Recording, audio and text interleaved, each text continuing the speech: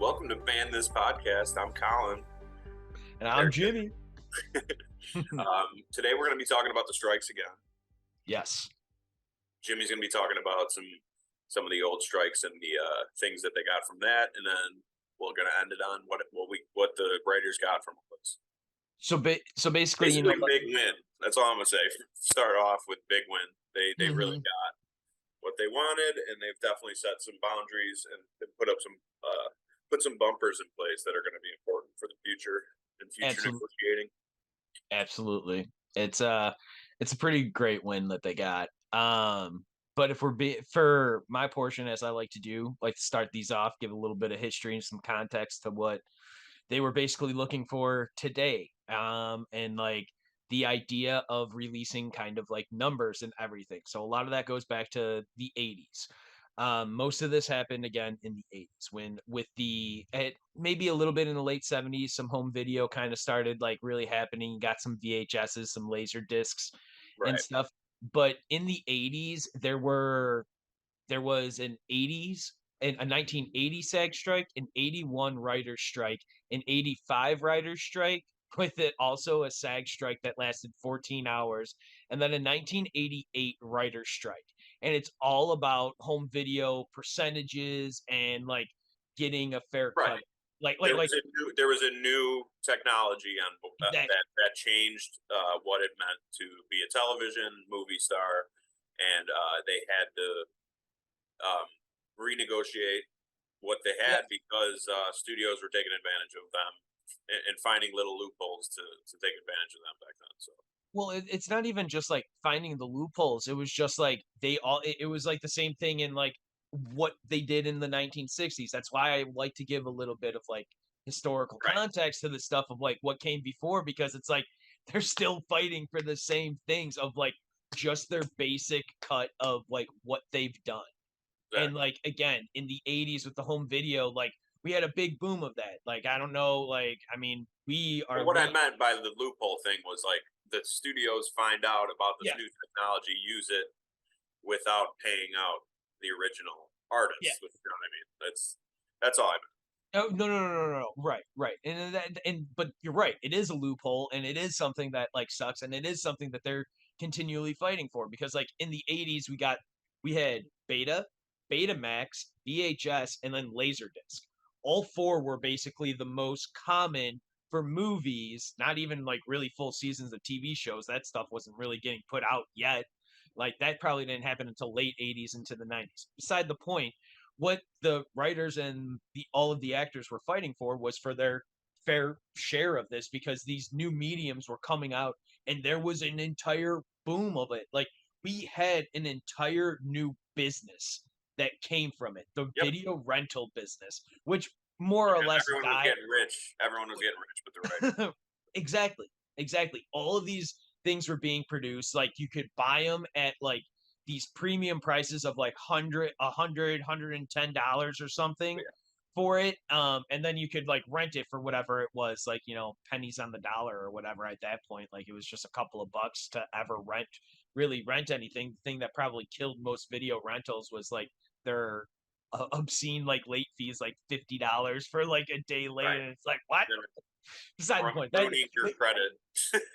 that is a topic for another episode. But the at-home video rentals of like, more commonly for me, and I'm sure yourself and maybe even a lot more people who are watching this, it's probably that VHS rental into the DVD rental. That was like the prime time of like all of the 90s, like all of the 90s into the early aughts. And then it kind of like died there once like streaming happened. But then that's when we get our next set of strikes. Right. I was going to say, even that was like those strikes were about that, the DVD sales. Yeah. And so yeah, that's exactly what it was. In like the 80s and 85 and stuff, it was about getting a better cut of like the pie. And like, you know, typically, usually when you go in for like a negotiation, like in a strike, people are striking and you're coming to the table to meet, to bargain. Usually there's an idea of like you're bargaining in good faith. Whether that means you're willing to make a concession or not, that's neither here nor there. You're working for your best, for the best deal for everybody that will like get there. And it's actually very interesting that in 1985 that the writers settled their deal, but like basically everyone was like, "This is a loss for us." So then they struck again 3 years later Yeah, in which is 1988, which and brings then to the point why it's important to do these shorter term deals. And people were complaining about maybe they should have got a longer deal, this that. But the thing is, with new technology, increasingly new ways to screw over the workers, the creators, uh, right, happen more. So they need to get things in place for each contract. But after 3 years, all of a sudden there's these new technologies and these new mhm, problems they now understand better to be able to tackle. And yeah, so it's important why you don't want to make a super long contract. You don't want to uh, you don't want to ruin your bottom dollar just because you had short term like right. short sighted goals. You know. Right. And so then in 1988 is like where they like the writers and stuff like felt way better at Right. where they stood because for more or less like there wasn't basically then for about another 20 years at least on like the writer side for a major strike that like was like super lasting and very impactful on like the industry and stuff. There's really nothing else until 2008. The '07 '08 is like the next major one where it starts involving like streamers and the internet and having your movies, your TV shows playing out there. And that I mean, I '07 '08 up until the current one, the current writer's strike that just ended and the current SAG strike that's still going, along with the video game SAG people who just joined in striking as well earlier this week, maybe even last week. But Well, then they just voted to strike. They're not. and I think they actually had one meeting and no deal was made. That's all they said. It wasn't like it Oh, was right. like They're not technically striking yet, though. As well. I think they They did. just voted. No, they voted to strike, which means they voted to go on strike. Okay. Yeah. Um either way then, but in '07, like what it ultimately what '07 did is that I actually had a joke in here that references a TV show, but I'm not gonna say it because you know they're that SAG's still on strike and like I love this actor. So anyhow, it ensures payment that all of the writers and stuff will start getting what they dubbed their fair percentage of things on the internet of like when their movies, when their TV shows, when their credited works, again, going back to residuals that we talked about in like episode 2, maybe even episode 1, is like that's what this is all going back to. It's like making sure that they get their fair cut and everything for the work that they did and they're obviously not getting exploited as you explained in our top off episode of like what usually happens in with the bourgeoisie and everybody and coming and like breaking it all down. Yeah, that's their job. Um, so yeah, right. To But then make oh more money 07, on the backs of people. oh 07, oh 08, I remember that. Like I remember all of the TV shows that I was watching that were like affected by that, like whether some of them were really cut short one season and then really extended the following seasons or Yeah, whatever.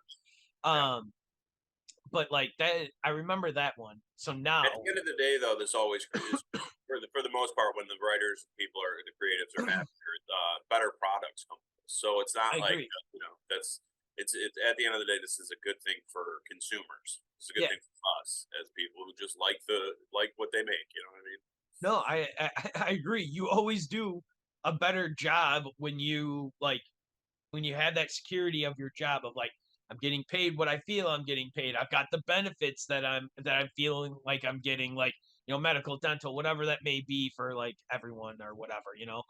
Um but then basically yeah, 2007 happens and they go on strike and they eventually win and come to a deal and again, everything was kind of like basically redone, maybe like no more than like a week or two or something for like a strike previously before 2023 then, you know, before Right. this year, this was the last major strike of where both SAG and the writers were on for an extended time. I mean, the writers were on strike for 5 months, man. Like That's crazy. a And long time. I'm This so is the glad. second longest strike, I believe. It's up there. I mean, it's been like easily a third of the year, so like Yeah, it's getting noticeable. You know what I mean? yeah. Luckily, it happened over the summer, which is usually a break, but like it's definitely been noticeable. Well, and like it's I feel now this is a little bit outside of like us having notes. This is just like my own conjecture and idea here. Is that like I also think that the strikes are more so highlighted and almost maybe even a little compounded this year due to coming out of the pandemic. And Yeah. that the fact that so much stuff had to be slowed down already to like a crawl Hmm. that that now if I'm being honest, I really think the creatives really had the leverage. Yeah, And they didn't realize it was great to kind of see that because like for the studios and stuff like they didn't have new content that was being made exactly.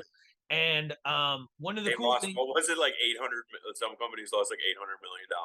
Like right and the like amounts are it's insane. and but there are different amounts every day. But one thing I will say is that in February of this year, I went to a screening up at Music Box movie theater up here in Chicago, Mhm. and at the Q&A for the movie and everything, it was Wrong Reasons. It's an independent movie, but it was also made before any of the strikes and everything like that. And they also didn't submit it to any of the MPAAs for ratings. It was released unrated. I I asked my one question for the director Josh Roush there was like, how was it making a budget for a movie during a pandemic? And he said, just off the top of the bat, he was like, if 25 to 30% of our budget was masks, daily testing, making sure or like whatever it was every 3 days testing, whatever those standards that they were doing and stuff. And he was like, so yeah, at least like a quarter to a third of our budget. So like think about then everybody's budget to safely be able to get into protocol and like get things done. Yeah, and instead Well, of the studios raising budgets yeah. to sustain that, they probably just gave them the same amount and said figure it out. Yeah, exactly. Figure it So, out and like yeah. So but yeah, yeah, that just it just brings back the idea of just they don't care about anything but making money, not the product, not anything about it. Whereas the writers care about the product, which so yeah, we should be on the side of the people who are on the side of the product that we receive. right. But man, I gotta say, those writers, they got some big they got some big wins from Oh, there absolutely. from it. Um I guess what do you want to dive into first? I Because mean, we I love the idea of getting into the things that they just written into the contract that weren't there before. Things like we're talking about things that are going to help them negotiate in the future. Whereas yeah, like they basically have we didn't have these things again. Like it was like DVDs and VHS, like those things were new. AI is new, streaming is new. So yeah, these were things that companies were taking advantage of to minimize the effects of writers, and it was only working against both the writers and the consumers again. yeah, It was making uh, a less valuable product, and right, they weren't getting what they needed to just survive. So one of the things they put in was they put some bumpers on AI. So companies can use AI, but if you can't just feed it scripts, you can't just feed it literary references right, and not pay writers. You always have to give credit to writers, no matter if he just wrote the outline or whatever, and you fed it to an AI, and the AI wrote that. The writer still gets credit for that. So right. that's an amazing uh, bumper to add to these contracts. Some other things they added were If a one thing that I love is that when a company must disclose to the writer any material because like people will come on and just do a rewrite job like yeah, Carrie Fisher RIP we love you Princess General Leia like we love you she was a script doctor. Like everybody knew it in Hollywood. Like she made a ton of money by just like somebody handing her a script and she'd go and do a rewrite. Yeah, So now a company must disclose to any writer given any material if this new material handed had any AI incorporation at all, which I exactly. think is like pretty cool. Because Yep. like if somebody is absolutely like, I want AI near nothing by my name and I want no part of it in any way, even if you're hiring me as like a third or fourth pass at a script, Yep. like I might not even be credited on there, but like somebody there's a paper trail back to me. Like, nah, sorry guys, I'm out. Like that's cool that it's like Exactly. that like you gotta have that discrepancy there. Like you can't like pull like, bags and shades over people's eyes and stuff. No, Like you can't just, yeah, we're not doing that anymore. Yeah, mhm. so they definitely set in place some new things. Then again, in 3 years, we'll I'm sure Right. have heard more about ways the studio will drift and figure out. Uh, Well, yeah, because it's like the other thing that's also very interesting is that like the first note on there underneath that AI section is what you first said. It's like AI can't write it at all or rewrite or anything like that. But then the next bullet point is like the other thing you were saying, like that or well, their example in it is like a chat GP. Somebody writes an outline and it's like feeds it to an AI and then gets a full script from it that right. way. Like Yeah, they can so choose to do that. But then yeah. that's why Writers can use it as a but tool then like anything else, like a thesaurus or a right, dictionary or anything. but ChatGPT that's why is able to be used, but it's not being able to be used by the studios to just spit out scripts. and that's why I also like then the point after it about like a company who's coming to like me, Mr. Triple C Collective here, Mr. Company, like, hey, Mr. Collin, we got a script for you. And then you're like, was AI involved in this at all? Like, Right. obviously, where this is a WGA thing, so I know it can't be like, but like, did anybody like pass it through there, like, give it a one time over or something in there? Like, I think that's all like really great. Yeah, exactly. um, And another great thing that they're making studios do is they're making streaming studios give them the numbers. The writers, the yes, WGA now gets that information, and that yes, is maybe one of the biggest things to yep, come to this.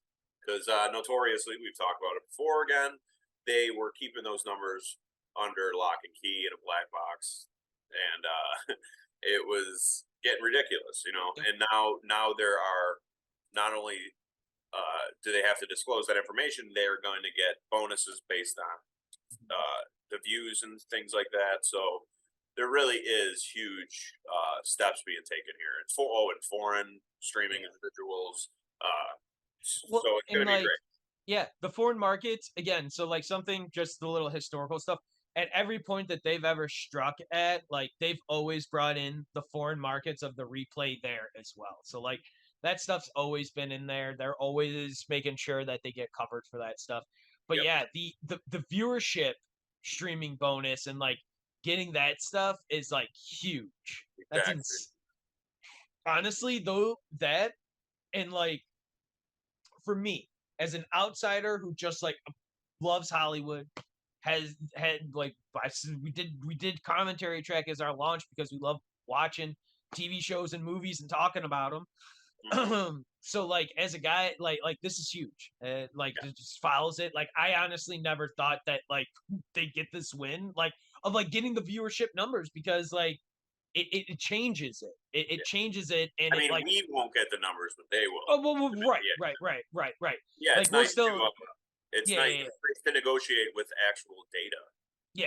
It's a It huge like deal. So, and then again, they get bonuses based on viewership, which which again, makes sense. And, like, hey, you've got a hit of course, show. yeah. I should be able to get, I should be able to get that bonus at the end of the year, As like, horrible as cable was, at least they had a box in your house that collected that data of what you're yeah, watching and sent it back, and they were able to see. We are all able to see that data, to be honest, yeah, right. And to like, a degree. and to be fair, like in the age of streaming, like unless unless everybody was talking about it. Because like, like before in network TV and before the internet and stuff, they used to call it the water cooler show. Yeah. Where everybody at work, and God, people probably don't even understand like the water cooler like show at work of like even having a Everyone water talking cooler about like one show. There's just yeah. one show that's capturing most people's attention. You either watched it or you didn't. But everyone at work Monday was going to be talking about this show or whatever. Exactly. And Yeah, it's that 50-50 split. It's of people who watched it or didn't, but yeah. everybody is talking about it. It's like, "Oh man, I missed it. I'm sorry. Tell me what happened." Like But or we've gotten glimpses of that still with the Game of Thrones and things like that. That network TV, definitely, not yeah. streaming. Game Oh, of for sure, Thrones, for sure. network Yeah. TV, not streaming. Oh, The for only sure. the only thing I can really think of like streaming wise is like maybe Stranger Things. Right. But That even yeah, but even like that that's on for sure. That was for sure a bona fide like hit, but yeah, definitely. And worldwide probably yeah, too. I'm assuming. But yeah, probably. no, I think the biggest win though for the WGA was they protected writers' rooms. Yeah. They have um, protections for you can't just have a showrunner and then just hire in and out like you were saying like little punch up writers that are gonna but you have to have a certain amount of writer rooms depending on how many episodes and things like that. So that again is huge win for writers in general. Just it again that's going Well, to be something that will affect the product in a positive way. They yeah. wanted like six at least six writers, but they negotiated down to like at least three if there's going to be 6 episodes. So yeah, I've got exactly. those numbers right here. So for the number of episodes, 6 episodes or fewer.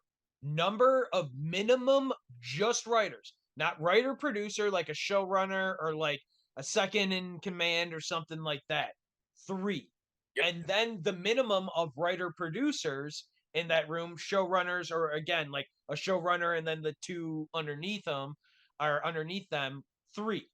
Yep. So for shows 7 to 12 episodes, 5 individual writers with again the number of 3 writer producers. To be fair, the number of writer producers for whatever is 3. The Yeah. minimum Yeah. is 3. Now to be fair, these are the people in the room. These are the minimums that they are Yeah. expecting of every single show. So Yeah. every No, single this isn't show expecting. This is contracted. Yeah. yeah, Exactly. yeah, yeah. You So every have to. single show that is 6 episodes or less, the minimum of just writers, just a minimum of 3 writers, and then a minimum of the 3 writer producers. For Right. 7 to 12 episodes, a minimum of 5 just writers, and again, a minimum of 3 writer producers. And then 13 plus, which is like what we would normally consider the regular network, like run of TV kind of like run of stuff, is a minimum of 6 writers and 3 writer producers. So that's pretty sweet. Like that's I a mean, it's huge huge. win. It literally protected the writers. It Yeah. protected the idea of the writers, Yeah. which was getting phased away, which is sad. Which was like it's the lifeblood of any television show. Yeah. We all know that. Well, I mean, like whether or not, I mean, you can argue that sometimes network like TV shows that run the 24, 26 episodes and stuff sometimes can get a little long in the teeth. Like I'll take it both sides. Like Exactly. the shows that I definitely think Is there are definitely shows that I think there aren't like that. we have a But name like, for them. They're called filler episodes. Like yeah, there's if you watch any anime or anything, there's yeah, always going to be. You can skip these episodes. yeah, It's nice that they're there though, yeah. right? And usually there's something cool that you can see there or Yeah, whatever yeah. in That's what that I one mean. off. Like Like you do learn something. yeah. That's I Um, mean, it's not always a good thing. Again, sometimes I actually prefer less episodes if it means longer episodes, like to up to an hour or like yeah, 45 to an hour. Um, I sometimes do prefer shorter ones, and it allows like a couple season runs. But at the same time, there was a lot of weird um, contracts being negotiated because of the way studios were taking advantage of like Disney, for example, would have 3 seasons of a show and then rename it an entirely new show, so then they could pay everybody the minimum again. They don't Yeah. have to increase their pay because after season 4, their pay gets increased. So, Yeah. again, in 3 years we will come back to this contract and deem it a failure or success, and then go from there. Right. Well, now it'll be interesting to see like how the rest of this goes. I'm really excited because all of the writers and stuff, they all really seem like truly everyone seems to be happy for this. Like the studios They are want happy work. that They it's want just it right. over. Like I'm sure the studios are probably just happy that it's over. But They want like to make money. So the but only way they can make money is by making product. right? But, like, all of the writers, everybody that I mean, anybody that I was following, like, during this, like, one of my favorite writers and, like, podcasters, Mark Bernardin, he does Fat Man Beyond and, like, does just so much more. Right. His comic, his graphic novel, Adora in the Distance, arguably, like, it's, like, 3 years old, maybe. Like, it's really new, but it's, like, our in my top 3 favorite, like, stories I've ever read. Like, stories I've ever read. I mean, Books, comics, audiobooks, whatever. Like, right. it is fantastic, and I cannot describe it enough, for people to, go ahead and check out. And, yeah, man, it's Yeah. really great. Is there anything else you want to touch about this? Because I am going to drop the link to their new to the Check new it out, the deal. WGA.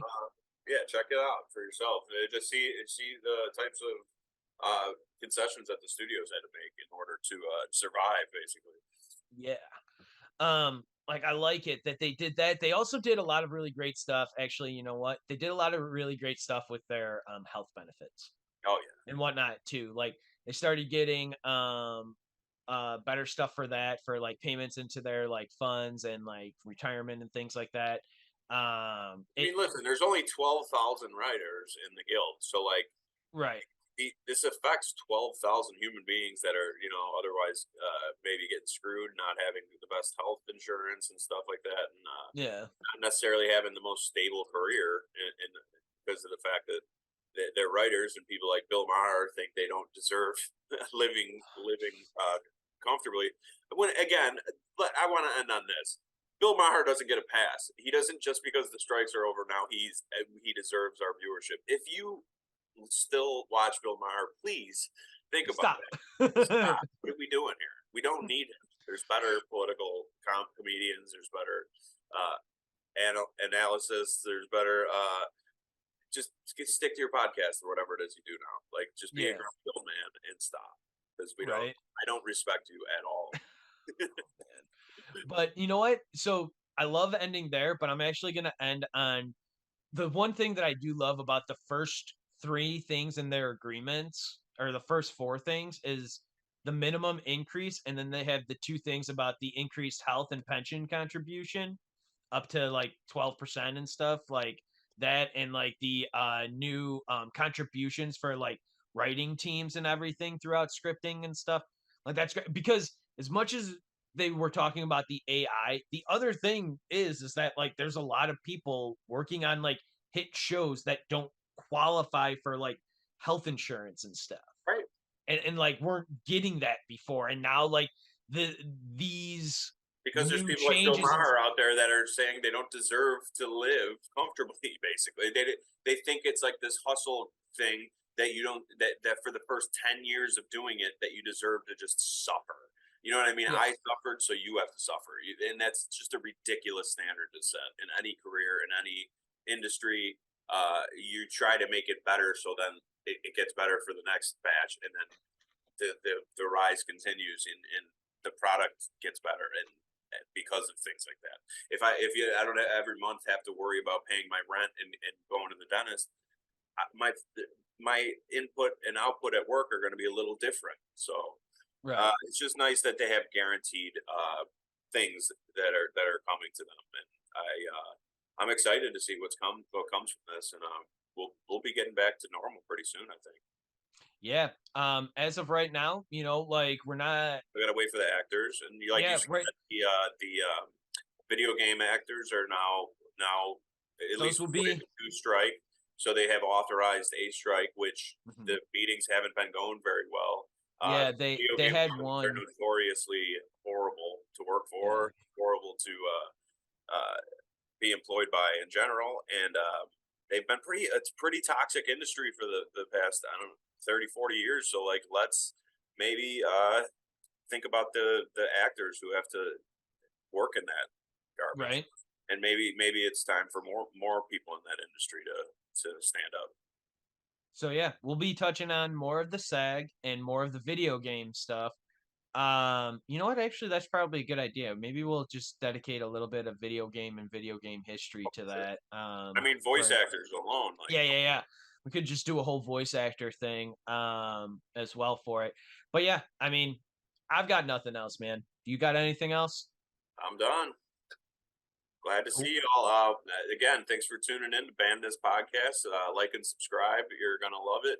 We're gonna continue this, and see you again soon. Later. Peace.